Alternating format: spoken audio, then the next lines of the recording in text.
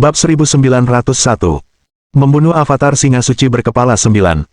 Li Qingfeng menatap Avatar Singa Suci berkepala 9 di hadapannya dan tertawa. Cahaya sucimu telah hancur semua, katanya. Sekarang, giliranmu untuk mati. Pada saat ini, Lili seperti dewa pembunuh itu sendiri. Niat membunuh mengalir deras darinya, dan di atas kepalanya, tombak dewa pembunuh melesat menembus awan dengan kekuatan yang menakjubkan. Seolah-olah langit dan bumi akan terkoyak. Tombak itu diciptakan dari niat membunuh semua kultivator di alam matahari mistik. Dikumpulkan oleh Li Qingfeng, mereka membentuk kekuatan penghancur yang tak terkalahkan. Di hadapan tombak dewa pembunuh, Avatar Singa Suci berkepala 9 dan bahkan Kaisar Malam Kegelapan merasakan getaran dalam jiwa mereka. Sebagai seorang suci dari era alam semesta kuno, Kaisar Malam Kegelapan sangat memahami kekuatan dewa pembunuh. Pria itu pernah menjadi iblis agung alam semesta, 10.000 tahun yang lalu. Bahkan di puncak kekuatannya dan dengan tubuh utuhnya, Kaisar Malam Kegelapan bukanlah tandingan dewa pembunuh. Dewa pembunuh telah menjadi terkenal di seluruh alam semesta saat itu, telah membunuh para Saint dan dewa abadi. Hanya sedikit yang berani menentangnya. Selain para Raja Abadi dan Raja Abadi dari 3.000 dunia agung alam semesta, hanya surga yang mampu menekan dewa pembunuh. Kaisar Malam Kegelapan juga tidak menyangka Lili telah memiliki tombak dewa pembunuh. Ini pasti berita yang akan mengguncang langit dan bumi. Jika berita ini tersebar, seluruh alam semesta akan terkejut. Di bawah kendali Lili, tombak dewa pembunuh melesat dengan kecepatan yang mencengangkan. Setelah menghancurkan 18 sinar cahaya suci milik Avatar Singa Suci berkepala 9, tombak itu langsung muncul di hadapan binatang iblis itu. Avatar Singa Suci berkepala 9 ketakutan, wajahnya memucat. Sebagai seorang suci dari era alam semesta kuno, ia tentu tahu tentang monster bernama Dewa Pembunuh dan kekuatan mengerikan tombak Dewa Pembunuh. Dalam 10.000 tahun, banyak planet telah lahir dan hancur. Tak terhitung banyaknya kultivator hidup dan mati. Namun, tak seorang pun diketahui telah menguasai tombak Dewa Pembunuh. Li Qingfeng ini memang monster. Rasanya seperti sedang menyaksikan kelahiran seorang penakluk dunia baru. Avatar Singa Suci berkepala 9 mengayunkan tinjunya dan, membentuk seberkas cahaya kemasan, menciptakan selubung energi pertahanan yang sangat besar. Ini adalah selubung energi seorang suci, yang diciptakan dengan mengumpulkan seluruh kekuatan langit dan bumi. Tujuannya adalah untuk menangkis tombak Dewa Pembunuh. Kresek, kresek. Tombak Dewa Pembunuh melesat ke dalam selubung energi Sein. Dalam sekejap, selubung energi Sein mulai mengeluarkan suara berderak yang dahsyat. Kemudian, retakan yang tak terhitung jumlahnya muncul di permukaannya dan menyebar seperti jaring laba-laba. Dalam sekejap mata, tabir energi pertahanan yang diciptakan oleh Avatar Singa Suci berkepala 9 telah hancur, pecahan-pecahannya memudar menjadi ketiadaan. Jauh di sana, di atas kota 5 racun, para kultivator yang menyaksikan pemandangan ini semuanya memasang ekspresi gembira, dengan kegembiraan di mata mereka. Meng Yaosu dan Yayun menghela napas dalam-dalam, saraf mereka akhirnya tenang. Selama ini mereka takut sesuatu yang berbahaya akan terjadi pada Qingfeng Li. Namun sekarang, melihat betapa kuatnya Qingfeng Li dan bagaimana ia bahkan mampu menembus pertahanan Avatar Singa Suci berkepala 9, mereka diliputi rasa kagum. Para kultivator lainnya juga tampak gembira. Mereka menatap Li Qingfeng dengan tatapan tak percaya dan sedikit rasa hormat. Tombak Dewa Pembunuh milik Qingfeng Li tidak berhenti sedetik pun. Tombak itu terus maju, langsung menghantam kepala pertama Avatar Singa Suci berkepala 9. Dengan suara, bang, yang keras, kepala seukuran gunung itu hancur berkeping-keping. Tombak Dewa Pembunuh itu luar biasa kuatnya. Seperti yang bisa diduga dari hukum Dewa Pembunuh terkuat di alam semesta. Tombak itu benar-benar tak terhentikan, bahkan Avatar Singa Suci berkepala 9 pun tak mampu menangkisnya. Avatar Singa Suci berkepala 9 melolong memilukan. Rasa sakit kehilangan salah satu kepalanya sungguh menyiksa. Matanya dipenuhi ketakutan.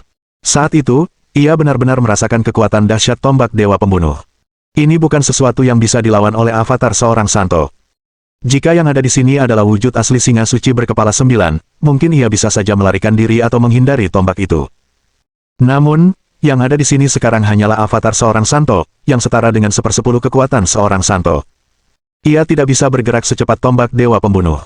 Ledakan, ledakan, ledakan, ledakan. Tombak Dewa Pembunuh melesat di udara bagai petasan. Tak terhentikan, tombak itu melesat maju, dan dalam sekejap, ke-9 kepala Avatar Singa Suci berkepala 9 hancur berkeping-keping. Pecahannya berjatuhan, menghilang ke langit dan bumi. Avatar Singa Suci berkepala 9 meraung pilu, melolong pilu berkali-kali. Suaranya yang menusuk menggema di seluruh alam matahari mistik. Pada saat ini, Semua kultivator dan semua binatang iblis, setelah mendengar suara itu, bersujud di tanah dengan ketakutan sementara tubuh mereka bergetar tak terkendali. Ini adalah seruan seorang suci, dan hanya sedikit yang mampu menahannya. Adapun Raja Iblis Singa Emas, ia membeku karena terkejut. Ia berdiri di sana, tercengang, seolah-olah telah kehilangan jiwanya. Ia tak pernah menyangka leluhur agungnya, avatar singa suci berkepala 9, akan dibunuh oleh pria ini. Ini adalah avatar seorang suci. Bahkan jika Raja Matahari bangkit sekarang, tidak ada jaminan ia akan mampu membunuh avatar singa suci berkepala 9. Raja Iblis Singa Emas merasa kiamat sudah di depan mata. Ia tahu bahwa begitu leluhur agungnya meninggal, ia pasti akan menjadi korban berikutnya. Ia menatap Li Qingfeng dengan mata penuh ketakutan, seolah-olah sedang menatap iblis. Tiba-tiba, sesosok jiwa yang baru lahir terbang dari tubuh avatar singa suci berkepala 9. Jiwa suci itu tersembunyi jauh di dalam ruang pikirannya, dan ia berusaha melarikan diri. Tombak Dewa Pembunuh terus maju secepat kilat, menusuk jiwa Sang Santo. Dalam sekejap, tombak itu mencabik-cabik jiwanya, menjadikannya debu yang kemudian lenyap di telan bumi. Hujan darah turun di seluruh alam matahari mistik. Ini melambangkan kejatuhan seorang santo. Setiap kali seorang santo jatuh di antara langit dan bumi, hujan darah akan turun. Ini adalah fenomena dunia yang aneh. Jalan menuju kesucian sangatlah sulit. Dari 10.000 orang yang mengembangkan diri, seringkali tak satu pun dari mereka yang berhasil menjadi santo. Setelah mencapai tingkat Sein, para praktisi kultivasi diri memiliki hukum Dao besar dan hukum langit dan bumi. Setelah kematian seseorang, bahkan langit pun akan menangis. Binatang-binatang iblis dari alam matahari mistik, yang bermandikan hujan darah Sang Santo, gemetar ketakutan. Binatang-binatang iblis di sekitar kota 5 racun bahkan lebih ketakutan lagi, berlutut di tanah dengan mata penuh kengerian. Beberapa bahkan pingsan karena ketakutan. Singa suci berkepala 9 adalah salah satu leluhur agung mereka, yang telah terkenal 10.000 tahun yang lalu. Siapa sangka bahwa Li Qingfeng akan mampu membunuh avatarnya hari ini. Setelah membunuh avatar singa suci berkepala 9, Li Qingfeng tidak ragu sedikit pun. Sambil terus mengendalikan tombak Dewa Pembunuh, ia menembakkannya ke arah Raja Iblis Singa Emas. Dengan mata penuh ketakutan, Raja Iblis Singa Emas mencoba lari. Namun, ia mendapati dirinya tak mampu menggerakkan satu otot pun. Di bawah kekuatan tombak Dewa Pembunuh, ruang dan waktu telah terkunci. Bahkan leluhur agungnya, avatar singa suci berkepala 9, telah terbunuh olehnya. Raja Iblis Singa Emas tentu saja bukan tandingannya. Ledakan. Dengan ledakan yang memekakkan telinga, tubuh Raja Iblis Singa Emas ditusuk oleh tombak itu. Tubuh dan jiwanya meledak berkeping-keping, menghilang ke langit dan bumi hingga akhirnya, tak tersisa apapun. Bab 1902. Murka Surga. Setelah menyaksikan kematian leluhur agung dan Raja Iblis mereka, para monster iblis yang mengepung kota 5 racun berhamburan dan melarikan diri. Tak satu pun tersisa, karena mereka tahu jika mereka berlari terlalu lambat, mereka akan terbunuh. Di atas tembok kota 5 racun, para kultivator menyaksikan para monster iblis melarikan diri, tak satu pun berani tinggal. Mata mereka dipenuhi kegembiraan. Mereka tahu bahwa, setelah monster-monster iblis ini melarikan diri, mereka tidak akan lagi menyerang para pembudidaya diri di kota. Ini berarti mereka semua bisa bertahan hidup. Dengan kematian avatar singa suci berkepala 9, prestise tingkat suci pun sirna. Para kultivator diri di kota 5 racun kini menyadari bahwa mereka kini dapat bergerak dan berbicara. Qingfeng Li luar biasa. Dia bahkan membunuh avatar singa suci berkepala 9 dan Raja Iblis Singa Emas. Akan kukatakan sekarang, Li Qingfeng jelas merupakan iblis nomor 1 di peringkat iblis. Apa kau gila? Bagaimana mungkin Li Qingfeng seorang iblis? Dia pahlawan yang hebat. Di sekeliling, para kultivator mengobrol di antara mereka sendiri. Mereka menatap ke arah Qingfeng Li dengan mata penuh kekaguman. Ketika beberapa kultivator menyebut Qingfeng Li sebagai iblis, orang-orang di sekitar mereka segera membalasnya. Di mata semua praktisi di kota 5 racun, Li Qingfeng adalah pahlawan kelas dunia. Ia telah menyelamatkan nyawa mereka semua. Beberapa praktisi perempuan memandang Li Qingfeng seperti seorang ksatria berbaju zirah. Xiao Mei dan adiknya juga berdiri di antara kerumunan. Mereka telah menyaksikan aksi heroik Li Qingfeng dalam membunuh avatar singa suci berkepala 9, dan mata mereka dipenuhi haru. Xiao Mei mengangkat jarinya yang ramping, menunjuk ke arah Li Qingfeng. Kakak, katanya, kakak lihat. Dia benar-benar membunuh avatar singa suci berkepala 9. Dia juga membunuh Raja Iblis Singa Emas. Dia menyelamatkan nyawa kita semua. Wanita berambut panjang yang sedang mengembangkan diri di sampingnya menjawab, adik, aku melihatnya. Dia pahlawan semua orang. Tentu saja, meskipun Li Feng adalah pahlawan bagi para kultivator kota 5 racun, ia adalah monster yang tak terbayangkan bagi para monster iblis. Lagi pula, ia telah membunuh Raja Iblis dan leluhur agung mereka. Mereka merasa seperti langit runtuh menimpa mereka. Adapun para praktisi dari kota lain, mereka menganggap Li Qingfeng sebagai sosok yang berbahaya. Ia bahkan berani membunuh avatar seorang santo. Tindakan ini sangat berbahaya. Jika orang suci itu turun ke Mars dan benua api merah, Qingfeng Li pasti akan dikuliti hidup-hidup. Entah itu kekaguman orang-orang di sekitarnya atau permusuhan, Li Qingfeng menghadapinya dengan tenang. Tak satu pun dari itu membuatnya gentar sedikit pun. Baginya, baik kawan maupun lawan hanyalah orang yang lewat dalam hidupnya. Hanya kekuatannya sendiri yang penting. Segala hal lain bersifat sekunder dan tidak dapat membantunya dalam hal-hal mendasar. Saat ini, Lili memang menghadapi situasi berbahaya. Di atas kepalanya, gumpalan awan hitam berkumpul. Awan-awan ini menghalangi matahari dan langit sejauh 10.000 km. Ini bukan awan hitam sungguhan, melainkan awan petir hitam. Semakin banyak awan petir hitam berkumpul, baik puncak maupun kota lima racun berada di bawah tekanan yang aneh. Rasanya seperti kiamat telah tiba. Wajah-wajah gembira para kultivator kota lima racun kini memucat-pucat pasi. Mata mereka dipenuhi ketakutan. Mereka tidak mengerti apa yang telah mereka lakukan hingga membuat langit murka hingga menurunkan guntur hukuman mereka. Berdiri di puncak gunung, jauh dari kota lima racun, Li Qingshan berdiri tegak. Ia terbang lurus ke bawah, mendarat di tanah yang kokoh, lalu mendongak untuk mengamati awan hitam dan guntur. Ia tahu ini adalah hukuman surgawi, yang diciptakan oleh langit sendiri, dan targetnya adalah dirinya sendiri. Penyebabnya adalah karena Li Qingshan telah menggunakan tombak dewa pembunuh, suatu tindakan yang dilarang oleh langit. Secercah ketakutan muncul di mata Kaisar Malam Kegelapan. Saat ini, ia hanyalah jiwa. Jika petir-petir ini mengenainya, ia pasti akan hancur berkeping-keping. Berubah menjadi seberkas cahaya hitam, Kaisar Malam Kegelapan langsung menerjang pedang panjang Lili. Ia bersembunyi di sana, tak berani menunjukkan diri. Selain Qingfeng Li, anak anjing hitam dan ular pemakan langit juga menunjukkan ekspresi khawatir. Baik praktisi kultivasi diri maupun binatang iblis sama-sama takut akan hukuman surgawi. Bahkan para orang suci pun akan merasa takut ketika berhadapan dengan petir hukuman surgawi. Jika mereka tidak berhati-hati, mereka akan dilenyapkan oleh petir itu, beserta seluruh jiwa mereka. Ekspresi wajah Li Qingfeng muram. Cepat, katanya kepada anak anjing hitam dan ular pemakan langit, pergi dari sini. Jangan dekat-dekat denganku. Guntur di langit hanya ditujukan padaku. Anak anjing hitam dan ular pemakan langit bertukar pandang.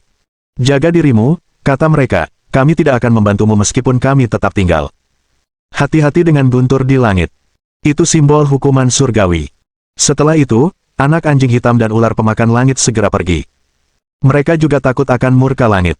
Dengan kekuatan mereka saat ini, mereka sama sekali tidak mampu menahannya. Anjing iblis bermata tiga itu pun pergi. Rupanya ia telah menjadi kaki tangan setia anak anjing hitam. Lagi pula, ia juga tak bisa berbuat apa-apa. Sepertinya di seluruh penjuru langit dan bumi, yang tersisa hanyalah sosok Li Qingfeng sendirian. Dalam diam, Lili menatap guntur di langit. Guntur semakin banyak berkumpul, membesar dan membesar hingga membentuk gugusan guntur raksasa dengan diameter ratusan ribu kaki. Gumpalan guntur itu mengandung kekuatan yang mengerikan. Bukan hanya satu sambaran petir, melainkan puluhan ribu. Di bawah tekanan guntur, retakan mulai terbentuk di langit dan bumi. Dor!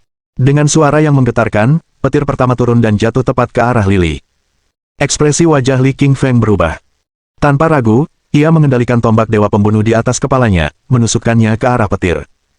Ia tahu bahwa, saat ini, serangan terkuatnya adalah tombak dewa pembunuh. Selain itu, ia tidak punya apa-apa lagi. Dewa pembunuh Lens bertemu dengan petir itu. Layaknya pertemuan dua rival abadi, mereka saling beradu, tak satu pun mau mengalah. 10.000 tahun yang lalu, di era kuno, dewa pembunuh pernah bertempur melawan langit. Dalam satu serangan, ia menghancurkan 10.000 petir. Namanya bergema di seluruh alam semesta. Tombak dewa pembunuh sangat kuat, memiliki kekuatan untuk menghancurkan langit dan bumi. Dengan satu serangan, tombak itu langsung menghancurkan petir. Cahaya hitam yang tersisa menghilang di udara. Pada saat ini, para kultivator di sekitarnya tercengang. Mereka tak pernah menyangka bahkan petir hukuman surgawi pun akan tertembus oleh tombak dewa pembunuh milik Li. Tombak dewa pembunuh itu terlalu kuat. Kekuatannya melampaui ekspektasi dan imajinasi terliar semua orang yang hadir. Melangkah. Li Qingfeng mundur selangkah. Meskipun ia telah menembus petir itu dengan tombak dewa pembunuh, itu bukanlah petir biasa. Ini adalah petir hukuman surgawi, yang mengandung kekuatan mengerikan. Petir itu telah memaksa Li Qingfeng mundur selangkah. Singkatnya, tingkat kekuatan Lili saat ini hanya berada di tingkat kelima alam Raja Roh. Dia belum mencapai tingkat Dewa Pembunuh. Jika sudah mencapai tingkat Dewa Pembunuh, dia tidak akan takut pada guntur di langit. Di atas sana, gugusan guntur mengeluarkan teriakan melengking. Suaranya dipenuhi amarah. Ia mengira hanya ada seekor semut di bawah sana dan ia akan terbunuh dengan mudah. Ia tidak menyangka akan kehilangan petir. Bagi langit, ini adalah dosa yang tak terampuni, sebuah tindakan yang tidak menghormati langit. Ledakan, ledakan, ledakan. Sekitar selusin petir lainnya jatuh dari langit, langsung menuju ke arah King Fengli. Bab 1903. Tidak sadar dengan cedera parah. Menatap belasan petir itu, jejak kegilaan dan niat membunuh muncul di mata Lily. Tanpa ragu, ia mengendalikan tombak Dewa Pembunuh dan menusuk mereka dengan ganas. Retak, retak, retak. Disertai sekitar selusin suara keras, semua petir itu dihancurkan oleh tombak Dewa Pembunuh menjadi berkeping-keping dan lenyap di udara. Tombak Dewa Pembunuh tak terkalahkan melawan apapun di dunia, bahkan petir hukuman surga pun tak tertandingi. Namun, ada ribuan petir di langit. Meskipun King Fengli menghancurkan sekitar selusin petir, itu hanyalah sebagian kecil dari petir hukuman surga yang menyelimuti seluruh langit. Awan gelap mulai berkumpul dengan cepat karena langit murka kepada Lily karena telah menghancurkan sekitar selusin petir. Ia pun murka. Ledakan, ledakan, ledakan. 1000 petir menyambar sekaligus. Mereka mengepung King Fengli dari segala arah dengan kepadatan sedemikian rupa sehingga setetes air pun tidak dapat menetes. Ekspresi Lily King Feng berubah, dan jejak kengerian muncul di matanya. Ia bisa merasakan amukan dahsyat surga dalam 1000 kilatan petir. Ia terus mengendalikan tombak Dewa Pembunuh pada 1000 sambaran petir. Meskipun tombak itu kuat, esensi vital Lily terbatas, dan tusukan terakhir tombak itu telah menghabiskan esensi vital dan energi mananya secara signifikan. Ia hanya memiliki sedikit energi yang tersisa di tubuhnya. Setelah Lily menghancurkan 500 petir dengan tombak Dewa Pembunuh, energi vital di tubuhnya akhirnya habis. Ia begitu lemah hingga tak mampu mengangkat tombak Dewa Pembunuh, tetapi 500 petir yang tersisa terus menerjangnya dari segala arah. Retak, retak. Dengan dua suara nyaring, tombak Dewa Pembunuh, tanpa dukungan esensi vitalnya, lenyap di udara. Seketika, kilatan petir yang tak terhitung jumlahnya menyambar ke arah Li Qingfeng. Bok, bok, bok. Dengan suara dentuman keras, lebih dari 500 sambaran petir menyambar tubuh Lily, menghancurkan pakaiannya menjadi abu dan meretakkan kulitnya. Darah menyembur keluar dari retakan-retakan yang tak terhitung jumlahnya di tubuhnya dan membuat tanah menjadi merah. Meskipun kulit King Fengli sekeras besi, hasil dari kultivasi tubuh api penyucian fana, kulitnya tidak cukup kuat untuk menahan kekuatan hukuman surga. Kilatan petir yang kuat dan tak terhitung jumlahnya terus-menerus menyambar ke arah King Fengli, meninggalkan luka yang tak terhitung jumlahnya di tubuhnya. Dengan suara menggelegar, King Fengli jatuh ke tanah, pingsan. Rambutnya yang hitam berdiri dan seluruh tubuhnya tampak seperti bongkahan batu bara dengan ciri-ciri yang tidak dapat dikenali lagi. Melihat King Fengli tak sadarkan diri, petir hukuman surga pun menyebar perlahan dan lenyap di udara. Melihat pemandangan ini dari dinding kota lima racun, ekspresi Meng Yaosu dan Ye Yun berubah drastis. Mereka pun bergegas menuruni dinding dan melesat menuju Li Qingfeng. Mata mereka dipenuhi kekhawatiran saat melihat Li Qingfeng yang telah berubah menjadi bongkahan batu bara. Dengan mantra perinya, Meng Yaosu berubah menjadi bintang jatuh berwarna perak dan menjadi orang pertama yang mencapai Li Qingfeng. Wajahnya yang menawan pucat pasi, dan matanya yang cerah dipenuhi kekhawatiran. Memeluk tubuh telanjang dan menghitam milik pria itu, ia mengangkat telapak tangannya dan mulai menyalurkan saripati vitalnya ke dalam tubuh pria itu. Deng! Saat esensi vitalnya memasuki tubuh Lily, energi itu terpantul kembali, dan tubuhnya sendiri terdorong mundur lebih dari 12 langkah. Saat menunduk, ia mendapati telapak tangannya mati rasa dan menghitam. Wajahnya yang menawan berubah drastis. Ia menatap Lily dengan heran, tidak mengerti mengapa tubuhnya mengeluarkan kekuatan guntur dan kilat. Sementara itu, anak anjing hitam dan ular penelan langit pun bergegas mendekat dan terkejut saat melihat Meng Yaosu terpental kembali. Anak anjing hitam berkata, Meng Yaosu, jangan transfer esensi vital ke dalam tubuhnya karena tubuhnya sekarang mengandung kekuatan guntur setelah disambar petir hukuman surga. Guntur itu menghancurkan organ-organ dalamnya dan dia tidak bisa menerima esensi vital apapun yang ditransfer kepadanya. Wajah menawan Meng Yaosu dipenuhi kekhawatiran. Ia bertanya, Pupi, apa yang harus kita lakukan? Setelah berpikir sejenak, Black Puppy berkata, cepat bawa dia ke kota lima racun. Baringkan dia di tempat tidur dan biarkan dia menyembuhkan dirinya sendiri. Jika dia berhasil, kekuatannya akan meningkat pesat, jika tidak, dia akan mati karena guntur dan kilat yang menyambar tubuhnya. Tanpa ragu, Meng Yaosu menggendong King Fengli dan terbang ke kota lima racun, dan langsung tiba di gerbang kota. Kaisar dinasti Laba-Laba dan Putri Laba-Laba sudah menunggu mereka. Melihat Li Qingfeng menghitam seperti batu bara, mereka terkejut dan bertanya apa yang terjadi. Sambil mengerutkan kening, Meng Yaosu berkata, Kaisar dinasti laba-laba, cepatlah dan cari kamar untuk Li Li agar tidak ada yang bisa mengganggunya. Kaisar mengangguk. Sebagai penguasa kota lima racun dan kaisar dari dinasti tingkat tinggi, ia menikmati reputasi dan rasa hormat yang besar di antara para kultivator. Meskipun istana kerajaannya hancur, masih banyak hotel di kota itu. Dia menemukan salah satu hotel terbaik di kota itu, Hotel Tianyang, dan menempatkan King Feng Li di ruang VIP nomor 1. Meng Yaosu, Yayun, Kaisar Lingyun, anak anjing hitam, dan ular pemakan langit semuanya mengkhawatirkannya. Mereka mencoba berbagai cara, tetapi tak satu pun berhasil membangunkan Li Qingfeng. Sambil melambaikan cakarnya, anak anjing hitam berkata, ayo kita semua keluar dari ruangan ini dan biarkan dia sendiri. Hanya dia yang bisa menyelamatkan dirinya sendiri. Mereka mengangguk mendengar kata-kata Black Puppy dan berjalan keluar ruangan.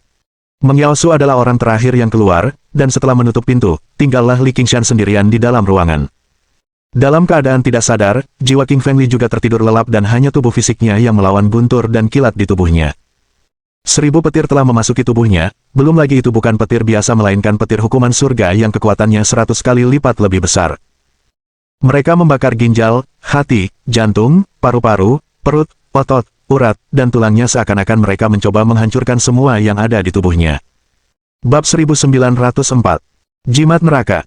Pada saat ini, sebuah jimat hitam muncul di tubuh Lili, tampak kuno dan dingin, dengan kekuatan yang mengerikan. Jimat hitam kuno itu bukan jimat biasa, melainkan jimat neraka yang terkenal. King Feng Li telah mengolah tubuh api penyucian fana yang dapat berevolusi menjadi teknik kultivasi tubuh abadi dan pada akhirnya akan memiliki kekuatan untuk menekan seluruh 18 lapisan neraka. Biasanya, King Feng Li hanya menampung kekuatan neraka di tubuhnya, tetapi jarang memadatkan jimat neraka kuno yang semuanya berasal dari kedalaman lapisan neraka ke-18. Di era kuno, era purba, bahkan era keos, Dewa Petir dan Dewa Neraka telah bertempur selama 50 juta tahun. Mereka berseteru sengit dan merupakan musuh bebuyutan. Jadi ketika hukuman guntur surgawi mencoba menghancurkan tubuh King Feng Li, jimat neraka kuno muncul, menyebabkan tubuh King Feng Li menjadi medan perang mereka. Mengandung kekuatan 18 lapis neraka, jimat berbentuk kecebong itu memiliki kekuatan neraka misterius di setiap lubangnya yang seperti jarum. Guntur hukuman surga mengandung kekuatan Dao surgawi. Keduanya mengandung kekuatan yang sangat besar, menyerupai singa dan harimau, dan merupakan musuh alami. Keduanya tidak akan menyerah ketika bertemu. Organ dalam, otot, urat, dan tulang Li Qingshan terkoyak oleh kedua kekuatan tersebut. Meskipun ia koma, rasa sakit yang luar biasa membuatnya gemetar dan keringat dingin mengucur deras dari dahinya. Ia merasa seperti diiris-iris. Meskipun jimat neraka kuno itu kuat, mereka tidak dapat menang karena 1000 petir mengandung prestise Dao surgawi, yang lebih kuat di atas tanah. Jika mereka berada di kedalaman neraka, jimat neraka mungkin akan menang. Jimat neraka kuno kewalahan oleh serangan 1000 petir dan kilau hitamnya meredup seakan-akan dapat hancur kapan saja. Sementara itu, tulang-tulang Lili terasa sangat sakit hingga ia menjerit. Begitu ia terbangun, ia pingsan karena rasa sakit yang luar biasa. Mendengar teriakan King Feng Li, Meng Yaosu bergegas mendorong pintu dan masuk. Wajahnya yang menawan berubah drastis saat melihat darah mengucur dari mulut, hidung, dan mata King Feng Li. Dalam keadaan panik, Meng Yaosu bergegas ke arahnya dan mencoba menolongnya. Dua kekuatan tak tertandingi dalam tubuh Li Qingshan, satu kekuatan jimat neraka dan yang lainnya kekuatan guntur hukuman surga, menghantam Meng Yaosu dengan ganas, membuatnya terpental. Dengan wajah pucat, ia memuntahkan seteguk darah. Anak anjing hitam masuk dan terkejut melihat kedatangan Li Qingfeng. Ia bergegas dan menahan Meng Yaosu. Jangan dekat-dekat dengannya. Ada dua kekuatan tingkat suci kuno yang saling bertarung di dalam tubuhnya. Jika tidak berhasil, seluruh tubuhnya akan berubah menjadi abu. Mata Meng Yaosu penuh kekhawatiran. Ia bertanya, anak anjing hitam, apa yang harus kita lakukan sekarang? Kakak Li sekarang sedang kesakitan sekali. Apa kita hanya akan melihatnya mati? Si anak anjing hitam menggelengkan kepalanya, berkata, aku tidak bisa berbuat apa-apa. Tidak ada yang bisa menolongnya selain dirinya sendiri. Yang bisa kita lakukan hanyalah memberinya lingkungan yang tenang. Ayo kita pergi dari sini. Melihat keengganan Meng Yaosu, Black Puppy menarik celana Meng Yao dan menariknya keluar. Sebagai anjing leluhur dari zaman alam semesta kuno, anak anjing hitam sangat memahami tentang hukuman guntur surga dan jimat neraka yang merupakan dua kekuatan yang bahkan lebih hebat dari kekuatan seorang suci atau seorang abadi. Berasal dari masa kekacauan alam semesta, kedua kekuatan itu bagaikan dewa. Sebagai musuh alami, kedua kekuatan itu menjadikan tubuh Li Qingfeng sebagai medan pertempuran dahsyat mereka. Li Qingfeng hanya bisa bertahan dengan kekuatannya sendiri. Jimat neraka kuno di tubuh Li Qingshan jelas bukan tandingan guntur hukuman surga. Jimat-jimat itu kini telah hancur berkeping-keping dan hampir lenyap. Saat jimat-jimat itu lenyap, tubuh fisik Li Qingshan akan runtuh. Seolah merasakan bahaya mematikan yang dihadapi Li Qingfeng, beberapa kekuatan muncul di tubuhnya, termasuk energi elemen emas dari benih dao emas, energi elemen angin dari benih dao angin, kekuatan naga suci dari darah naganya, garis keturunan Dewa Serigala, dan garis keturunan pemakan. Inti roh matahari mininya mulai memancarkan aura tak tertandingi dan membentuk jimat kuno. Tak lama kemudian, tubuh King Feng Li dipenuhi dengan jimat kuno yang melambangkan kekuatan terbesarnya dan kartu terbaik yang jarang digunakannya. Kini, harta karun pamungkas ini muncul bersamaan untuk membantunya bertahan hidup. Mereka bersatu melawan hukuman guntur surga. Merasakan kekuatan asli yang dahsyat, 1000 petir hukuman surga tersentak. Namun, kekuatan di tubuh Li Qingshan tidak berhenti di situ begitu mereka keluar. Jimat pemakan yang dibentuk oleh garis darah pemakan adalah yang pertama menyerang. Di belakangnya, jimat Dewa Serigala, jimat benih dao emas, jimat benih dao angin, dan jimat inti roh matahari mini semuanya menyerbu seperti serigala lapar, menggerogoti guntur dan kilat. Ya, benar, menggerogoti. Selama proses tersebut, terdengar suara gemeretak keras dari dalam tubuh Lili. Suara itu bukan suara patah tulang, melainkan suara guntur dan kilat yang dikunyah dan ditelan. Meskipun guntur hukuman surga sangat kuat, mereka tidak bisa berbuat apa-apa ketika berhadapan dengan kekuatan-kekuatan asli di alam ini. Mereka menyesal telah memasuki tubuh Lili karena mereka kini telah menjadi santapan jimat penelan. 1000 petir hukuman surga di tubuh King Feng Li segera dilahap dan diubah menjadi sejumlah besar energi yang memasuki darah, jimat, dan inti rohnya. Sebagai salah satu kekuatan alam asli, guntur hukuman surga mengandung energi ajaib yang sebagian besarnya ditelan oleh garis darah pelahap sementara sebagian kecil sisanya berubah menjadi kekuatan guntur murni yang merawat dan menyembuhkan otot, urat, tulang, dan organ dalam milik King Feng Li yang terluka. Mendesis. Suara mendesis musik datang dari dalam tubuh King Feng Li dan setelah beberapa saat, luka-luka di tubuh King Feng Li pun sembuh. Bab 1905. Menerobos ke tingkat ke-6 alam Raja Roh. Tubuh King Feng Li mengalami transformasi total saat inti rohnya mulai terbelah. Inti roh matahari mini menjadi lebih bersinar setelah melahap guntur hukuman surga. Cahaya keemasan menyinari seluruh tubuh King Feng Li, mengubah darah, otot, urat, dan tulangnya menjadi warna keemasan, yang mengandung beberapa hukum dao surgawi. Layaknya bebek yang mencari air, inti roh matahari mini telah memperoleh kecepatan yang lebih tinggi dalam menyerap esensi vital sejak memasuki alam mistis matahari. Tak lama kemudian, ia selesai menyempurnakan guntur hukuman surga dan mengubah energi guntur menjadi energinya sendiri. Sebelumnya, inti roh King Feng Li hanya memiliki 5 tanda dan sekarang jumlah tanda berubah menjadi 6 tepat setelah menyerap petir. 6 tanda merupakan simbol tingkat ke-6 alam roh raja. Kali ini, terobosan King Feng Li berjalan semulus sutra. Inti roh matahari mini milik King Feng Li mungkin telah memperoleh satu terobosan lagi setelah memperoleh tanda ke-6. Tetapi garis darah pelahap di tubuhnya tampaknya belum puas dan menelan semua energi berlebih di sekitar inti roh matahari mini dengan pusaran hitam. Terdiam, inti roh matahari mini itu geram namun mengingat kekuatan besar jimat pemakan, ia pun mampu menahan amarahnya. Jimat pemakan dibentuk oleh garis keturunan pemakan, garis keturunan terkuat yang berasal dari zaman purba. Kekuatannya tak kalah dari garis keturunan para dewa. Frustrasi, inti roh matahari mini melotot ke arah jimat pemakan dan menghentikan evolusinya. Meskipun 1000 petir hukuman surga di tubuh King Feng Li telah tertelan, dia tidak terbangun. Kekuatan jiwanya telah memasuki dunia dewa pembunuh yang tak dikenal. Di dunia ini, ia mulai memadatkan dan memperkuat tombak dewa pembunuh miliknya.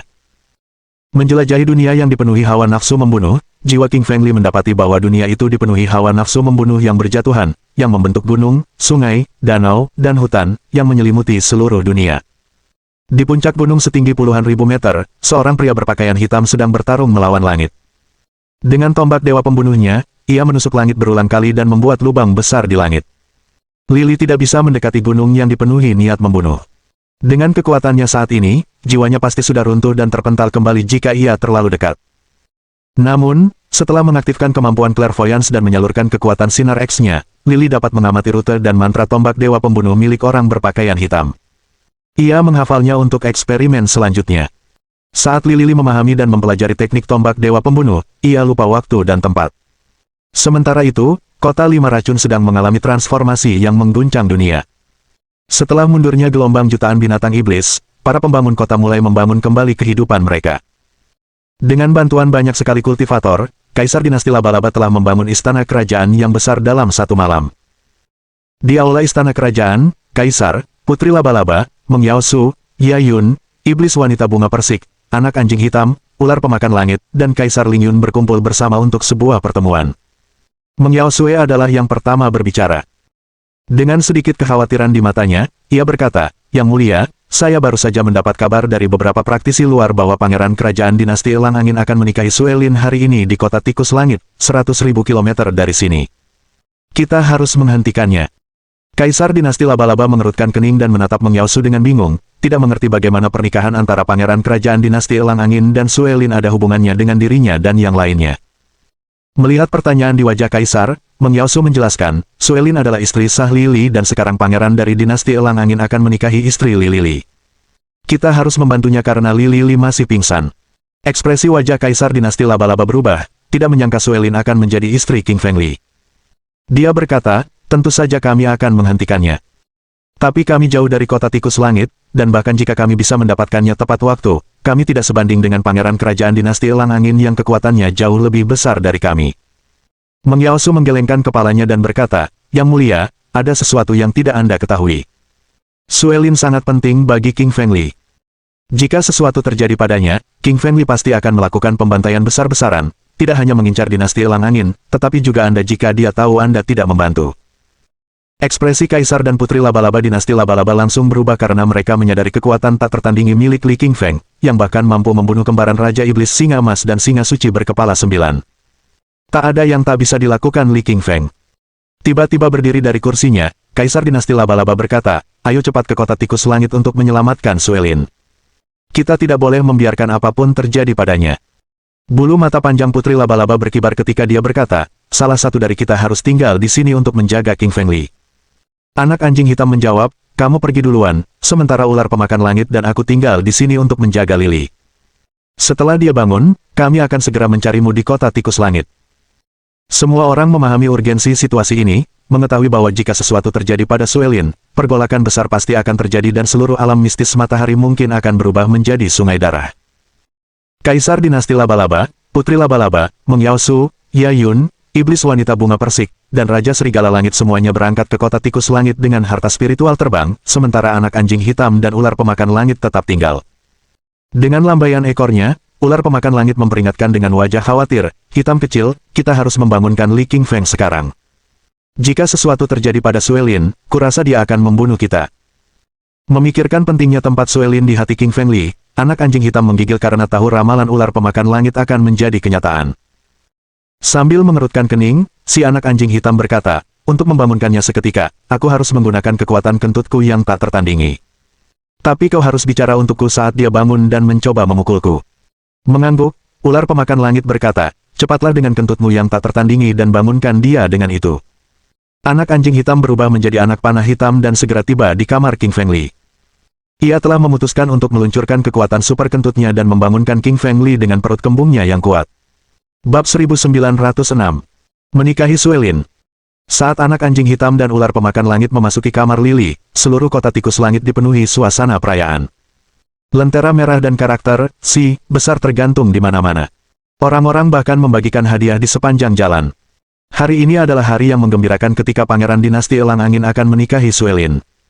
Sebagai dinasti papan atas, dinasti Elang Angin terkenal di seluruh dunia pengembangan diri. Banyak dinasti, kerajaan, dan sekte berpihak pada mereka.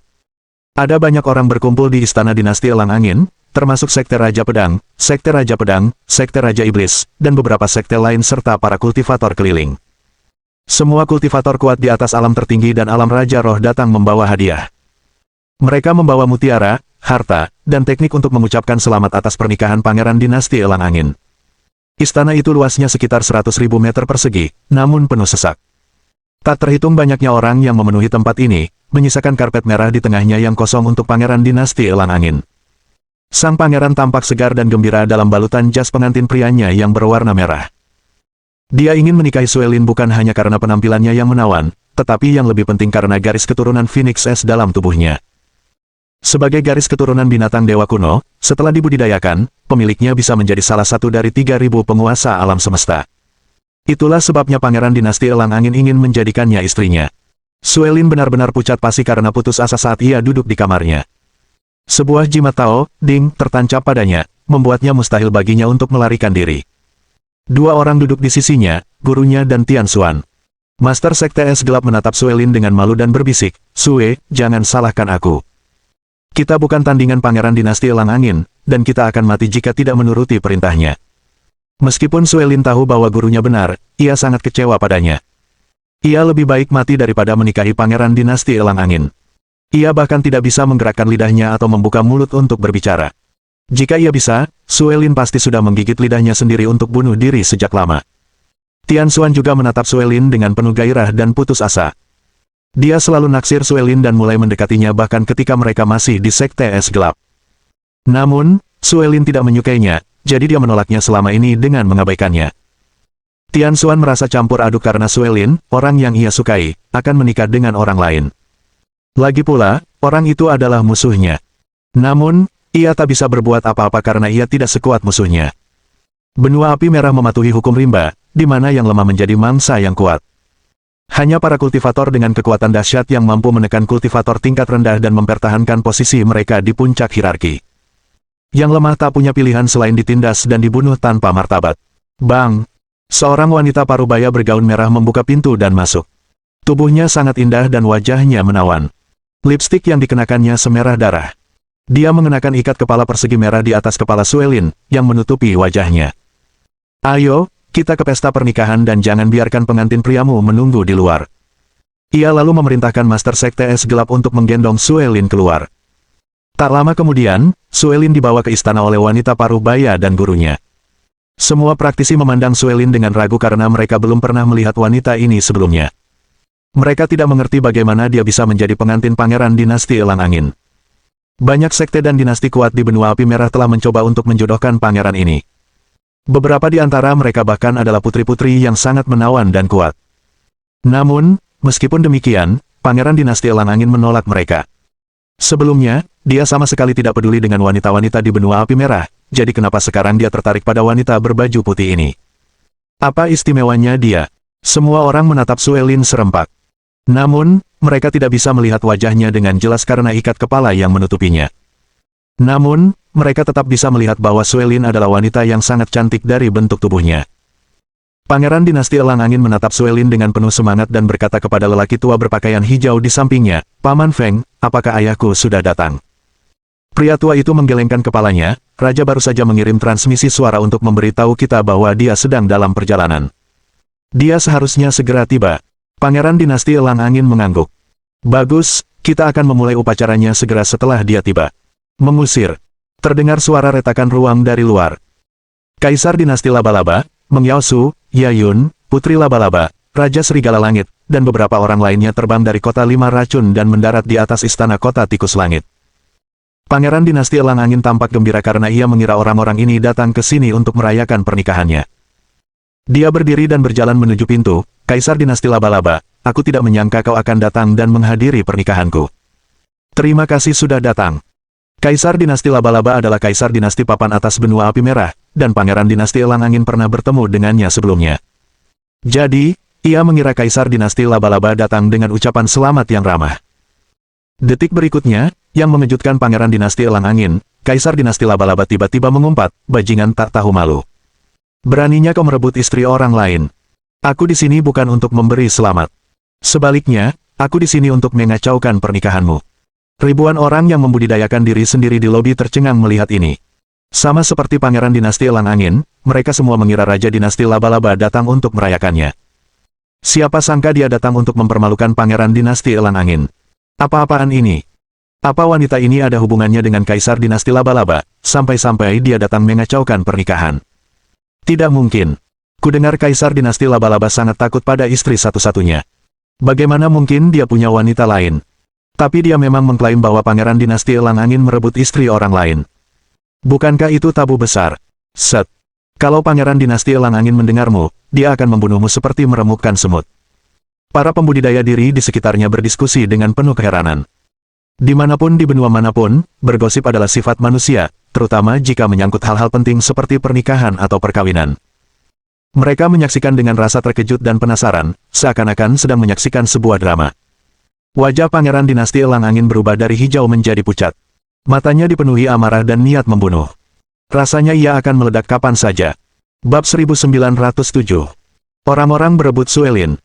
Pangeran Dinasti Elang Angin menatap Kaisar Dinasti Laba-Laba di udara dan berkata dengan dingin, "Bajingan, beraninya kau bicara omong kosong seperti itu. Aku tidak merebut istri orang lain. Jangan mempermalukanku. Hati-hati, atau aku akan membunuhmu hari ini." Kaisar Dinasti Laba-Laba mencibir dan menunjuk Suelin di depannya, "Dia istri Lili. Tapi sekarang kau menikahinya. Apa kau tidak merebut istri orang lain?"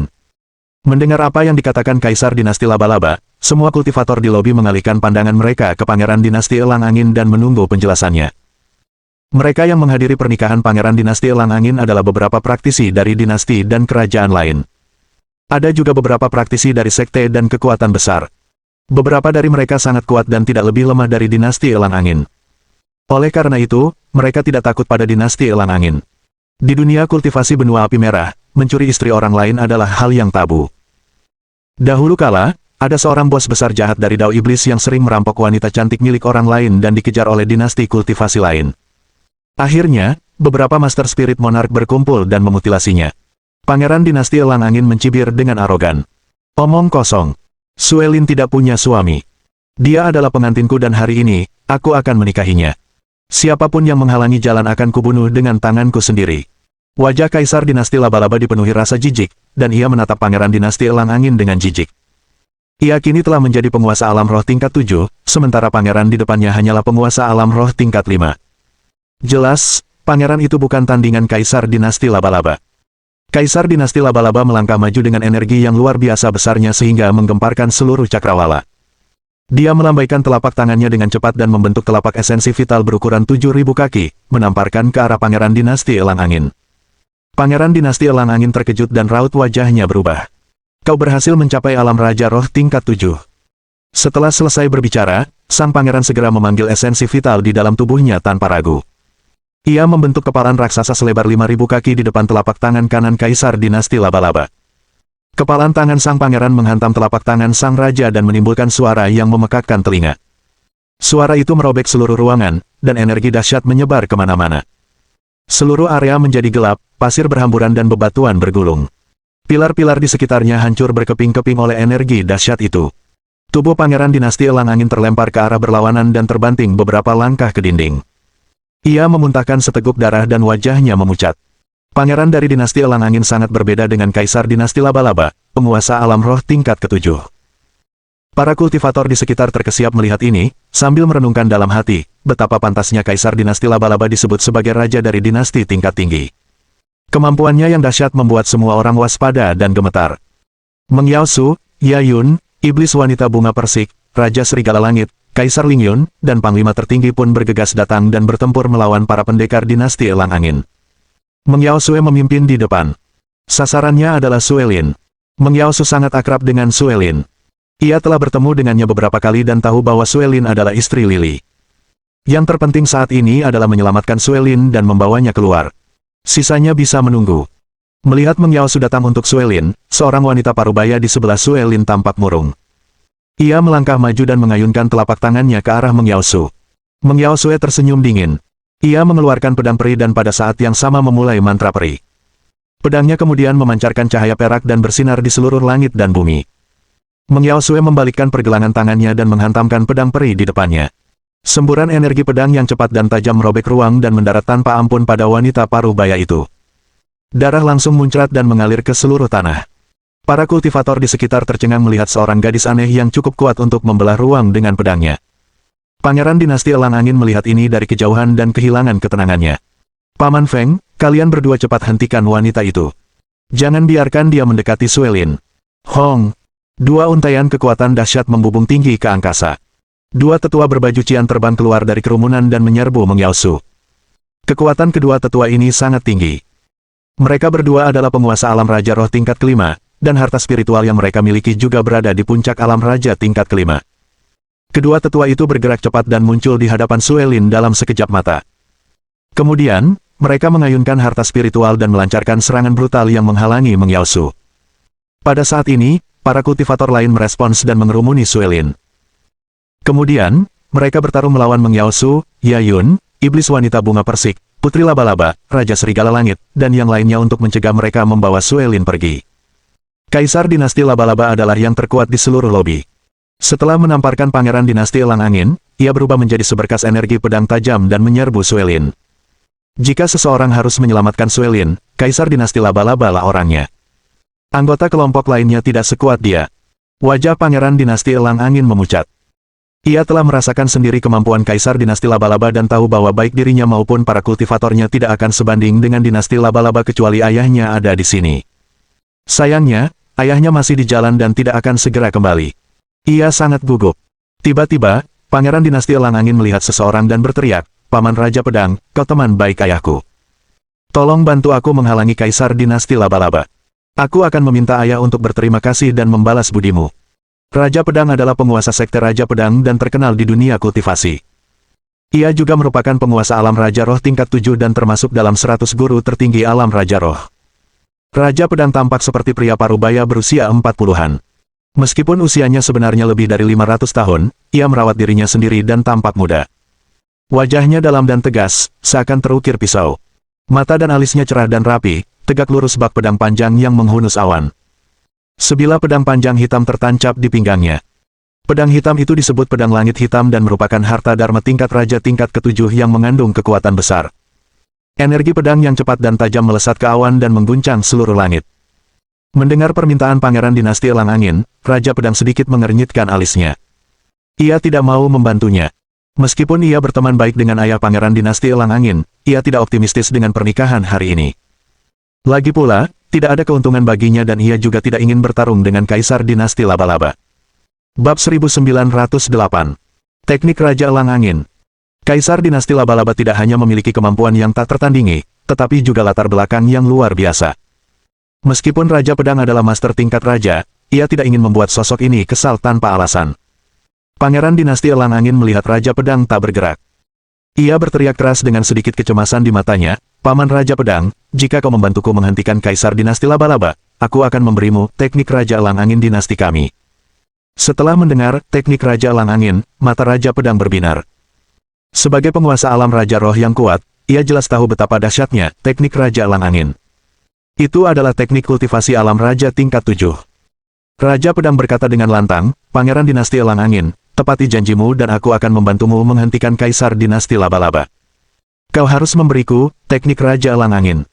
Sang pangeran mengangguk dan berteriak, "Paman Raja Pedang, aku orang yang menepati janjiku. Cepat, jangan biarkan Kaisar dinasti laba-laba membawa Suelin pergi." Setelah Raja Pedang menerima janji sang pangeran, tanpa ragu sedetik pun, ia menghentakkan kakinya ke tanah dengan keras. Tubuhnya kemudian terangkat ke langit. Sang Raja Pedang tiba-tiba mengeluarkan pedang langit hitamnya dan membiarkan tubuhnya menyatu dengan pedang itu, seolah-olah sang suci pedang kuno telah hidup kembali, mengandung kekuatan yang mengerikan. Raja Pedang mengayunkan pedang langit hitamnya ke depan. Pedang itu menembus kehampaan dan menciptakan retakan panjang yang menjalar hingga ke wajah Kaisar dinasti laba-laba. Kaisar dinasti laba-laba terkejut dan segera melambaikan telapak tangannya untuk membentuk telapak esensi vital setinggi 7.000 kaki yang menamparkan ke depan. Suara keras terdengar, dan telapak tangan esensi vital Kaisar dinasti laba-laba terbelah dua oleh bilah udara hitam. Telapak tangannya kemudian menghilang. Kaisar dinasti laba-laba terkejut, dan secerca kekecewaan muncul di matanya. Ia tidak menyangka serangan Raja Pedang akan sebesar ini. Kaisar dinasti laba-laba menggerakkan pikirannya dan mengambil sebuah pisau besar dari cincin interspatialnya. Pisau ini selebar telapak tangan dan panjangnya lebih dari 1 meter, dicat hitam. Pisau itu diukir dengan beberapa aksara jimat laba-laba. Aksara-aksara ini adalah aksara jimat raja yang melambangkan keteraturan dan mengandung makna serta kekuatan misterius dunia. Kaisar dinasti laba-laba segera mengangkat pisaunya dan membentuk bilah udara laba-laba hitam yang melesat maju dan menghantam dengan cahaya pedang. Suaranya menggetarkan bumi. Kedua harta spiritual itu berisi naskah-naskah jimat yang melambangkan keteraturan dan kekuatan misterius. Keduanya langsung menghilang di antara langit dan bumi, meninggalkan dua lubang besar di udara. Para pembudidaya diri di sekitar menjadi pucat dan terus mundur, karena tak sanggup menahan kedua kekuatan ini. Bahkan atap istana pun bocor, dan sinar matahari menerangi bagian dalamnya melalui lubang besar. Pantas saja dia Raja Pedang. Dia begitu agung hingga mampu merobek ruang dengan pedangnya. Kemampuan Kaisar dinasti laba-laba juga lumayan. Pisau panjangnya menangkis pedang langit hitam milik Raja Pedang. Raja Pedang dan Kaisar dinasti laba-laba sama-sama penguasa alam Raja Roh tingkat 7. Mereka hebat dan kita sama sekali bukan lawan yang layak bagi mereka. Wajah para pembudidaya diri itu pucat pasi. Mereka membicarakan dua orang di depan mereka dengan tatapan ngeri. Alis Kaisar Dinasti Laba-Laba berkerut dan rasa dingin melintas di matanya. Ia menatap dingin Raja Pedang di depannya. Dari tabrakan di antara mereka berdua, Kaisar Dinasti Laba-Laba menyadari betapa ganasnya Raja Pedang. Dia adalah musuh yang sepadan. Kemampuan dan teknik pedang Raja Pedang setara dengan Kaisar Dinasti Laba-Laba, jadi dia tidak bisa pergi dan menyelamatkan Sue Lin dalam waktu dekat. Adapun Meng Yaosu, Yayun, Putri Laba-Laba dan anggota kelompok lainnya, mereka dihalangi oleh dua tetua di samping Pangeran Dinasti Elang Angin dan para kultivator lainnya. Dinasti, kerajaan, sekte, dan siapa saja yang datang menghadiri pernikahan Pangeran Dinasti Elang Angin, semuanya memiliki hubungan dengan Dinasti Elang Angin pada tingkat tertentu, jadi mereka niscaya akan membantu Pangeran Dinasti Elang Angin. Saat kerumunan itu terjebak dalam pertempuran, terdengar suara lantang dari luar, "Hari ini pernikahan putraku. Siapa yang berani memprovokasi? Apa kalian tidak ingin hidup lagi?" Suara itu terdengar arogan, tirani, dan menggetarkan bumi, yang mengandung kekuatan mengerikan. Mendengar suara arogan dan tirani itu, semua kultivator diri mengubah sikap mereka, karena suara itu mengandung kekuatan yang menakutkan dan hanya gelombang soniknya saja yang menggetarkan jiwa mereka. Tanpa ragu, seorang guru agung sedang datang. Mata Pangeran Dinasti Elang Angin memancarkan kilatan kegembiraan yang mendalam. Ia telah mendengar suara ini berkali-kali, sehingga ia jelas mengenali bahwa suara itu berasal dari ayahnya. Pangeran Dinasti Elang Angin berteriak keras, "Ayah, cepat bantu aku. Seseorang mencuri pengantinku. Kau harus membelaku." Suara arogan dan tirani itu melanjutkan, "Aku akan segera ke sana. Aku menantang siapapun untuk mencuri pengantinmu." Setelah suara itu berakhir, seorang pria parubaya berjubah naga Cian terbang mendekat, menunggangi Elang Angin Cian raksasa. Kekuatan pria parubaya ini luar biasa. Seluruh tubuhnya memancarkan energi yang mengguncang langit, dan retakan-retakan tumbuh di udara dan menyebar seperti jaring laba-laba. Lelaki setengah baya itu berbadan besar, berwajah lebar dan berwajah kasar, dan berdiri di sana bagaikan seekor harimau ganas. Elang angin di bawahnya juga sangat besar. Tingginya setidaknya 10 meter dan cakarnya setajam pisau tajam. Para kultivator terkejut melihat pria parubaya ini karena ia bukan orang biasa, melainkan penguasa dinasti Elang Angin. Ia terkenal di seluruh dunia kultivasi. Terlebih lagi, ia berada di peringkat tinggi di antara 100 penguasa alam raja roh teratas di benua api merah. Hati Kaisar Dinasti Elang Angin sakit ketika melihat wajah putranya pucat dan bibirnya berlumuran darah. Kaisar Dinasti Elang Angin bertanya, "Siapa yang menyakitimu? Katakan padaku. Aku akan memberinya pelajaran." Pangeran Dinasti Elang Angin mengacungkan jarinya dan menunjuk Kaisar Dinasti Laba-Laba, "Ayah, dialah orang yang menyakitiku. Dia juga mencuri istriku, Sue Lin. Kau harus membalaskan dendamku." Penggal kepalanya. Kaisar Dinasti Elang Angin menoleh dan menatap dingin Kaisar Dinasti Laba-Laba. Ia pasti tahu bahwa raja ini berasal dari dinasti tingkat tinggi. Mereka pernah bertemu sebelumnya, dan dinasti tingkat tinggi mereka pernah berkonfrontasi. Sebelumnya, mereka berperang memperebutkan sumber daya eliksir dan banyak korban jiwa. Karena itu, kebencian di antara mereka begitu mendalam dan mustahil untuk diselesaikan. Mata Sue Lin yang cerah berbinar dengan sedikit kekecewaan saat dia melihat Kaisar Dinasti Elang Angin telah tiba. Awalnya, ia mengira Kaisar Dinasti Laba-Laba akan datang dan Meng Yaosu akan menyelamatkannya. Ia tidak menyangka Kaisar Pedang akan muncul, dan sekarang Kaisar Dinasti Elang Angin juga datang. Sue Lin dapat dengan jelas merasakan energi dahsyat dari Kaisar Dinasti Elang Angin. Ia benar-benar seorang master di tingkat puncak alam raja roh tingkat ke-7. Tak seorang pun di seluruh lobi bisa mengalahkannya. Bab 1909. Kekuatan garis keturunan Sein.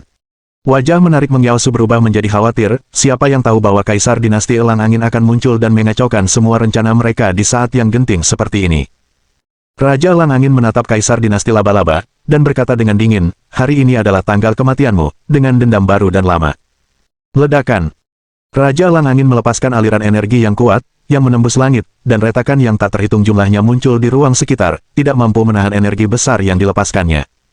Wajah Spider Monarch sedikit berubah saat dia merasakan energi kuat yang dilepaskan Wind Eagle Monarch. Meskipun Kaisar Dinasti Laba-Laba juga merupakan penguasa alam raja roh tingkat ke-7, ia baru mencapai tingkat ke-7 tidak lebih dari 3 hari yang lalu. Kultivasinya masih relatif belum stabil, sehingga kekuatannya belum sekuat sebelumnya. Namun, Raja Elang Angin di depannya ini berbeda, yang melepaskan energi yang mengguncang langit dan bumi. Ia jelas telah mencapai alam raja roh tingkat ke-7 untuk sementara waktu dan kultivasinya sangat stabil. Karena berada di tahap puncak, ia jelas lebih kuat. Kaisar Dinasti Laba-Laba tidak berani ragu atau menahan diri sama sekali, karena ia segera mengaktifkan saripati vitalnya dan melepaskan energi besar yang membumbung tinggi menembus awan dan mengguncang seluruh langit. Raja Laba-Laba mengayunkan pedangnya, membentuk sinar cahaya pedang yang kuat, merobek udara, dan menerjang ke arah Raja Elang Angin. Ia memutuskan untuk bergerak lebih dulu dan melakukan serangan pertama. Raja Elang Angin tersenyum dingin dengan tatapan jijik, seraya mengayunkan tinjunya membentuk tinju angin hijau raksasa dengan kekuatan tak terkalahkan, menyebabkan kekosongan itu langsung hancur. Dalam sekejap mata, tinju angin hijau muncul di hadapan cahaya pedang Spider Monarch, dan begitu menghantam, tinju itu menghancurkan cahaya pedang itu dengan kekuatan yang tak terkalahkan, dan memecahnya menjadi potongan-potongan yang tak terhitung jumlahnya. Raja Elang Angin tersenyum dingin dan berkata, "Kekuatanmu terlalu lemah, kau sama sekali bukan lawanku." Tentu saja, Raja Laba-Laba menolak untuk mundur, karena dia tahu tidak ada jalan keluar hari ini dan salah satu dari mereka harus mati. Sang Raja Laba-Laba menggerakkan pikirannya untuk meletakkan kembali pedangnya ke dalam cincin interspatial, saat ia memutuskan untuk menggunakan serangan terkuatnya, garis keturunannya. Garis keturunan laba-laba, teriak Raja Laba-Laba saat dia memanggil hantu laba-laba kuno yang tingginya hampir 7.000 kaki di atas kepalanya. Hantu laba-laba ini berasal dari zaman kuno, karena mengandung petunjuk kekuatan leluhur, dengan kaki besar yang masing-masing berukuran beberapa ribu kaki, bulu hitam, dan duri tajam. Wajah semua kultivator lain berubah saat mereka buru-buru mundur ketika melihat ini. Seluruh darah di tubuh mereka menjadi dingin karena ketakutan karena mereka tak sanggup menahan aura laba-laba kuno itu. Di zaman kuno alam semesta, pernah ada seekor laba-laba suci, seekor laba-laba yang kemudian berkembang menjadi alam suci iblis. Laba-laba ini memiliki kekuatan besar dan sangat terkenal di seluruh alam semesta. Sang Raja Laba-Laba merupakan keturunan dari Santo Laba-Laba itu, karena ia memiliki petunjuk garis keturunannya, dan sekarang setelah ia memanggil kekuatan hantu leluhur, itu sungguh luar biasa mengesankan. Keterkejutan muncul di mata Raja Elang Angin saat ia berkata, "Siapa sangka garis keturunanmu begitu murni, hingga mampu memanggil kekuatan leluhurmu. Tapi itu tak masalah. Aku juga punya kekuatan garis keturunan, dan hari ini akan kutunjukkan betapa kuatnya kekuatanku." Garis keturunan Elang Angin, teriak Raja Elang Angin, saat dia mengaktifkan garis keturunan Elang Anginnya. Retakan spasial terbentuk di atas tubuh Raja Elang Angin, saat sungai waktu muncul, dan hantu Elang Angin raksasa muncul darinya. Begitu hantu Elang Angin ini muncul, seluruh ruang tertutup, karena tidak dapat menampung energinya yang kuat. Semua orang di sekitar terkejut ketika merasakan energi dahsyat yang dilepaskan Raja Elang Angin. Beberapa orang yang ketakutan bahkan jatuh ke lantai, tak mampu menahan kekuatan dahsyat itu. Mereka merasa bahwa hantu Elang Angin ini lebih kuat daripada hantu laba-laba sebelumnya. Orang lain mungkin tidak mengetahui kekuatan hantu garis keturunan Elang Angin ini, tetapi Raja Laba-Laba jelas mengetahuinya, karena wajahnya sedikit berubah. Di era kuno alam semesta, hantu garis keturunan Elang Angin sangat terkenal sebagai Santo yang sakti. Ia disebut Santo Elang Angin, yang menurut legenda dapat melangkah ke gerbang surga dengan satu kaki dan dapat mencapai alam abadi kapan saja.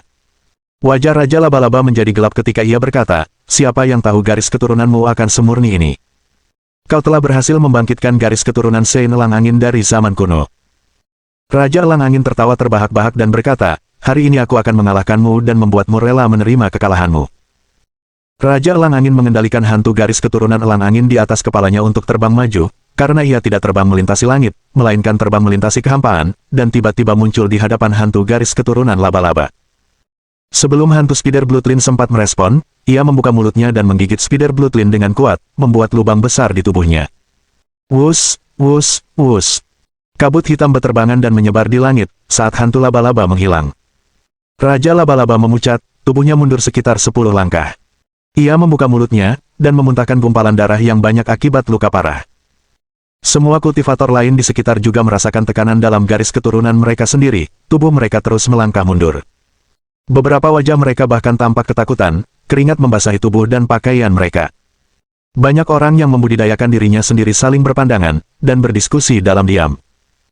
Hantu garis keturunan Elang Angin terlalu kuat, tidak heran ia menjadi Santo tak terkalahkan di era kuno alam semesta, hampir mencapai alam Santo. Ya, aku pernah berpikir bahwa hantu garis keturunan laba-laba sudah cukup kuat, tetapi siapa yang tahu bahwa hantu garis keturunan Elang Angin bahkan lebih kuat dan dapat membunuh hantu garis keturunan laba-laba dengan satu pukulan. Duh, orang suci itu mungkin kuat, tapi masih jauh dari seseorang yang telah mengambil setengah langkah ke alam abadi. Pada saat ini, semua kultivator di sekitar memandang Raja Elang Angin dengan sedikit kekaguman. Hanya sedikit kultivator mandiri yang mampu membangkitkan garis keturunan pada awalnya, dan lebih sedikit lagi yang mampu membangkitkan garis keturunan orang suci kuno. Dari mereka yang ada di seluruh alam semesta, hanya mereka yang berada di puncak yang mampu membangkitkan garis keturunan orang suci. Raja Elang Angin jelas merupakan salah satu yang terbaik dari yang terbaik, tak heran ia bisa menjadi raja dari dinasti yang lebih tinggi. Itu karena ia memiliki kekuatannya sendiri. Bab 1910. Siapa yang berani mencuri istriku? Tatapan jijik tampak di mata Raja Elang Angin saat dia melihat Raja Laba-Laba terluka, dan dia tiba-tiba meninju keluar untuk membentuk tinju Raja Elang Angin yang besar. Tinju Raja Elang Angin mengandung kekuatan yang tidak dapat dipercaya yang menghantam tubuh Raja Laba-Laba dengan keras, sebuah lubang besar langsung muncul di dadanya, dan tubuhnya terlempar keluar, menghantam dinding, dan terpental. Meng Yao Su, Yayun, Peach Blossom Sea Devil, Sky Wolf Monarch, dan Spider Princess semuanya bergegas ketika mereka melihat Wind Eagle Monarch telah mengalahkan Spider Monarch. Mereka tahu bahwa Raja Laba-Laba adalah yang paling kuat di antara mereka, jadi jika dia dikalahkan, maka mereka juga tidak akan mendapatkan akhir yang baik. Meng Yao buru-buru mengeluarkan ramuan dan memberikannya kepada Raja Laba-Laba agar ia bisa pulih dari luka-lukanya. Akan tetapi, bahkan setelah Raja Laba-Laba memakan ramuan Meng Yao, luka di dalamnya tidak kunjung sembuh sama sekali, yang membuat Meng Yao bingung. Raja Elang Angin berdiri dari kejauhan dan tertawa terbahak-bahak, lalu berkata dengan nada meremehkan, aku baru saja menggunakan kekuatan garis keturunan suci untuk melukainya. Kecuali kau mengeluarkan ramuan tingkat suci, kau takkan bisa menyembuhkan lukanya. Wajah Meng Yao yang menarik berubah, ia tahu ia dalam masalah kali ini. Jika luka Raja Laba-Laba tidak pulih, mereka tidak akan sebanding dengan Raja Elang Angin di hadapan mereka. Raja Elang Angin berdiri di kehampaan dan berkata dengan dingin, tidak seorang pun dari kalian dapat melarikan diri hari ini, kalian semua akan tinggal di sini. Raja Elang Angin mengeluarkan jaring hijau besar dan melemparkannya ke langit. Jaring besar itu segera membesar hingga seukuran jaring ikan, kira-kira selebar 3 meter. Jaring ini disebut jaring pengikat roh, dengan skrip segel tatanan hijau yang bersinar pada setiap benangnya, masing-masing merupakan skrip segel dao surgawi dengan kekuatan yang mengerikan. Harta karun spiritual tingkat raja tingkat 8, jaring pengikat roh. Wajah Raja Laba-Laba berubah saat matanya dipenuhi keterkejutan saat melihat jaring hijau raksasa ini. Jaring pengikat roh sangat terkenal di dunia pengembangan diri, karena banyak kultivator diri pernah terperangkap olehnya, dan tentu saja, Raja Laba-Laba mengetahui ketenarannya. Wajah sang Raja Laba-Laba berubah saat dia bergegas mundur bersama Meng Yao, Yayun, Iblis Wanita Bunga Persik, Sang Putri Laba-Laba, dan yang lainnya. Namun, jaring pengikat roh itu sangat cepat, karena langsung turun dan menjebak mereka semua di dalamnya. Kemudian, jaring pengikat roh itu dengan cepat menyusut, dan meremas tubuh mereka semua dengan erat. Raja Elang Angin tersenyum tipis ketika melihat Raja Laba-Laba dan yang lainnya terjebak di dalamnya, lalu berkata, ini adalah harta spiritual tingkat raja tingkat 8. Kecuali kalian memiliki serangan tingkat raja tingkat 8, kalian tidak akan bisa keluar. Tetaplah di dalam. Putra mahkota Elang Angin kemudian berlari cepat dan berkata, oh ayah, kau telah menjebak mereka semua dalam satu serangan. Raja Elang Angin tersenyum tipis dan berkata, hari ini hari pernikahanmu, beraninya mereka datang dan membuat masalah. Ayo kita lanjutkan pernikahannya, aku ingin bertemu calon menantuku. Wajah putra mahkota Elang Angin dipenuhi dengan kegembiraan, saat dia buru-buru menunjukkan Raja Elang Angin ke tempat duduk paling bergengsi dan menunjuk ke arah Suelin dan berkata, ayah, ini calon menantu perempuanmu. Raja Elang Angin mengamati Suelin di hadapannya dengan saksama, matanya penuh kepuasan. Ia sangat puas dengan potensi, penampilan, dan aspek-aspek lain calon menantunya ini. Tiba-tiba, wajah Raja Elang Angin berubah, menunjukkan sedikit kebingungan, karena ia merasakan aliran energi garis keturunan yang kuat di tubuh Suelin, yang bahkan berhasil menakuti garis keturunannya. Raja Elang Angin memiliki garis keturunan orang suci kuno dalam tubuhnya yang dapat dianggap sebagai yang teratas. Akan tetapi, garis keturunannya kini merasakan sedikit rasa takut terhadap garis keturunan Suelin, yang berarti garis keturunan calon menantu perempuannya ini tidak sesederhana itu. Raja Elang Angin memanggil putra mahkota Elang Angin dan bertanya, nak, tahukah kau garis keturunan apa yang dimilikinya? Mengapa begitu kuat? Putra mahkota Elang Angin berkata dalam hati, ayah, izinkan aku memberitahumu, Suelin memiliki garis keturunan Phoenix S di dalam dirinya, salah satu dari 10 garis keturunan binatang dewa teratas di era kuno alam semesta. Dia mungkin bisa menjadi salah satu dari 3.000 penguasa alam semesta. Itulah mengapa aku harus menikahinya, karena garis keturunan di dalam dirinya. Raja Elang Angin mengangguk dengan kegembiraan di matanya, jika keluarganya bisa menjadi salah satu penguasa alam semesta di masa depan, maka itu adalah kehormatan yang tak terbayangkan. Saat itu, seluruh benua api merah akan bertekuk lutut di hadapan mereka. Bahkan Raja Api Merah akan mudah dikalahkan hanya dengan satu tamparan.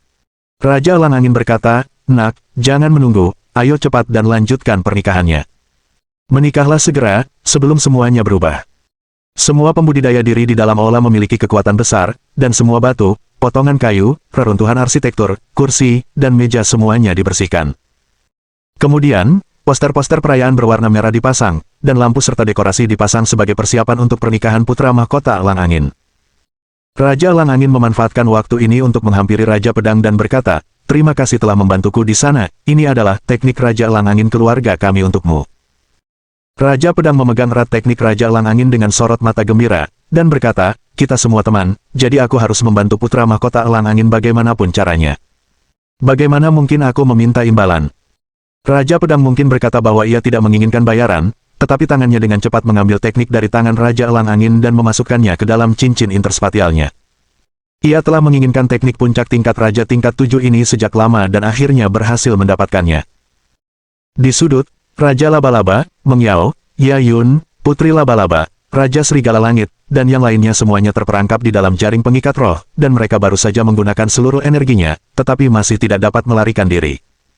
Kekuatan jaring pengikat roh ini jauh lebih dahsyat daripada yang mereka bayangkan. Tak heran jika itu adalah harta spiritual tingkat Raja tingkat 8. Mungkin hanya Raja dari Kerajaan Adidaya, atau penguasa planet seperti Raja Api Merah Tua, yang bisa menghancurkan jaring ini.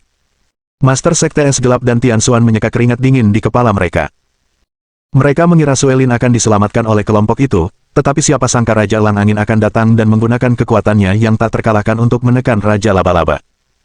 Master Sekte Es Gelap merasa jika dia bertarung dengan Raja Elang Angin, dia akan dapat menamparnya sampai mati dengan satu pukulan.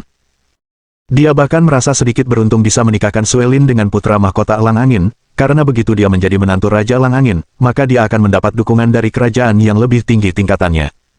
Kali ini, tuan rumah pernikahannya adalah Raja Pedang. Raja Pedang secara pribadi menjadi tuan rumah bagi upacara pernikahan tersebut, sementara para kultivator dari kerajaan dan sekte lain berdiri di samping, sambil bertepuk tangan dan tersenyum. Raja Pedang berdiri dan berkata dengan lantang, "Selanjutnya aku akan menjadi tuan rumah pernikahan putra mahkota Elang Angin dan Suelin, mari kita suruh kedua mempelai memberi hormat sekali." Sue berdiri diam dengan keputusasaan di wajahnya, tetapi dia menolak untuk menundukkan kepalanya. Seorang wanita parubaya di sampingnya bersiap untuk menekan kepalanya bersama dengan busur putra mahkota Elang Angin. Kemudian terdengar suara penuh amarah yang mematikan dari luar, "Siapa yang berani menikahi istriku?" Mohon dukungan dari omom ante-ante sekalian, buat subscribe atau sharekan novel Mimin ke Facebook kalian, agar channel Mimin bisa terus berkembang.